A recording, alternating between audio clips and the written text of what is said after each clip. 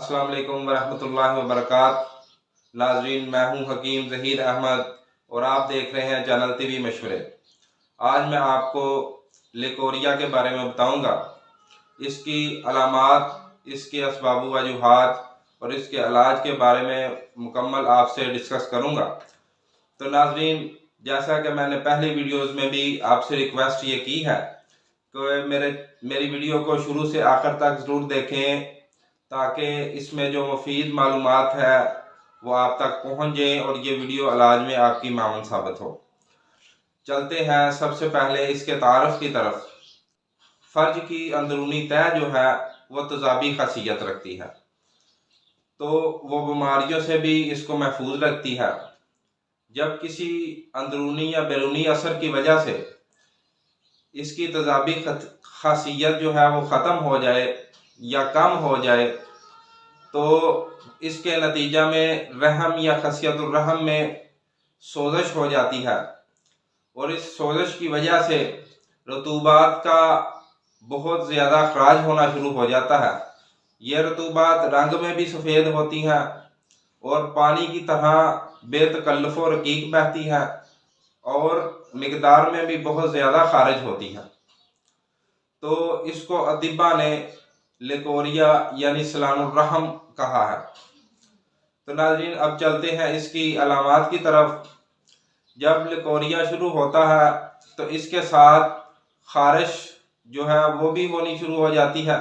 रतूबत बहुत ज़्यादा मिकदार में सफ़ेद रंग की, दोधी रंग की खारिज होती है और इसके साथ कमर में भी शदीद दर्द होती है, पट्ठों में तनाव और खिंचाव होता है, गर्दन में भी खिंचाव होता है, हाफजा भी कमज़ोर हो जाता है, पेशाब का रंग भी सफ़ेद और बार बार आता है, ब्लड प्रेशर भी लो हो जाता है, सर में भी बोझ रहता है, नज़र कमज़ोर हो जाती है, मैदा खराब रहता है, तो काम करने को जी नहीं चाहता, हाथ पांव ठंडे रहते हैं। तो नाजरीन, ये थी लिकोरिया की अलामात। अब चलते हैं इसके असबाब की तरफ।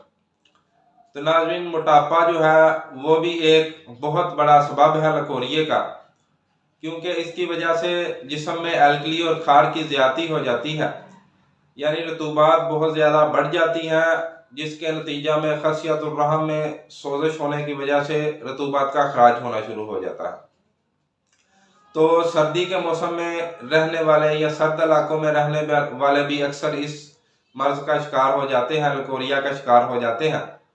सर्द अशिया का कसरत से इस्तेमाल करना, मसलन मीठी अशिया, खीर, कस्टर्ड, फिरनी, दूध, जलेबियाँ, मीठा दही और इस तरह की बर्फ़ी, इस तरह की अशिया को इस्तेमाल करने वाले लोग भी जो है वो इस मर्ज का शिकार हो जाते हैं।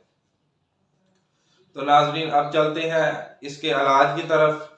इलाज इसका बहुत ही आसान है, बनाने में भी बहुत आसान है और आप इंशाल्लाह इसको बनाएं, क्योंकि जो नुस्खा जात आपके सामने पेश किया जाता है उसको पहले हम खुद कई मरीज़ों पर बना के इस्तेमाल करवाते हैं और उसके नताइज 100% 100% निकलने पर आपके सामने नुस्खा पेश किया जाता है। तो आपने इसको ज़रूर बनाना है। तो चलते हैं नुस्खे की तरफ। माए आपने लेनी है 50 ग्राम। माजू जो कि गोल होते हैं, सुराख के बगैर आपने लेने हैं, खाए हुए नहीं लेने, वो भी 50 ग्राम। और काठी सुपारी, काठी सुपारी आपने भी 50 ग्राम लेनी है, लेकिन याद रहे कि सुपारी खाई हुई नहीं लेनी, अच्छी क्वालिटी की 1 नंबर सुपारी आपने लेनी है। तो उसके बाद आपने लेना है कुश्ता मरजान। कुश्ता मरजान भी आपने अच्छी क्वालिटी का किसी ऐसे दोस्त से लेना है जो कि इत्मीनान वाला हो, 1 नंबर चीज़ दे। अगर आपके पास कोई ऐसा बंदा नहीं है तो आप किसी कंपनी का भी ले सकते हैं, मसलन हमदर्द, कर्श, अजमल वगैरह का, तो वो भी इसके अंदर इस्तेमाल कर सकते हैं। 4 चीज़ें होगी: माए, माजू, काठी सुपारी और कुश्ता मरजान। आपने करना क्या है, पहले माए, माजू और काठी सुपारी इनको बारीक सफूफ कर लेना है। तो सफूफ करने के बाद कुश्ता मरजान इसके अंदर मिक्स कर देना है।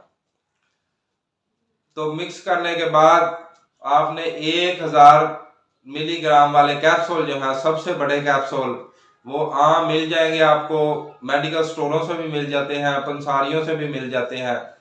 वो आपने भर लेने हैं, एक कैप्सूल सुबह, एक दोपहर को और एक शाम को। आपने हमरा कहवा पत्ती यानी कि पत्ती के कहवे के साथ इस्तेमाल करना है। तो बाद मेरे दोस्त कहते हैं कि जी पत्ती का कहवा कैसे बनाएं, वो भी बनाने का तरीका आपको बता देते हैं।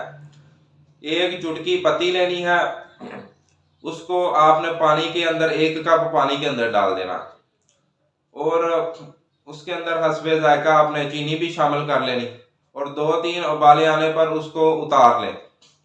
उतारने के बाद पुन के उसको फिर दोबारा कप में डाल के आप जो उसके साथ हैं, आपने उसके साथ दवाई खानी है।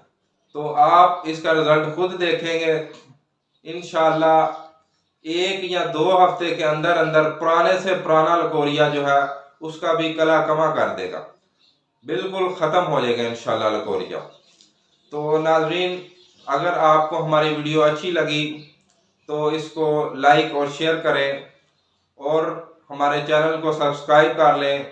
नीचे बेल आइकन के बटन को भी ज़रूर प्रेस कीजिए ताकि नई वीडियोस के नोटिफिकेशन आप तक पहुंचते रहें।